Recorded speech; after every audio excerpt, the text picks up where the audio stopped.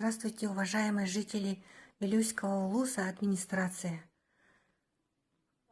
От всей семьи выражаю благодарность за проведение конкурса тимофеевских чтений и мероприятий, посвященных 90-летию моего отца Михаила Алексеевича Тимофеева. Желаю всем крепкого здоровья и успехов в работе. И хочу показать книги, которые изданы в последнее время.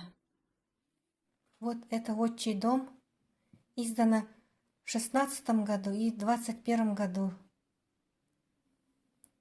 «Первый снайпер». И вот первый том, второй том и третий том. Все. Спасибо за внимание.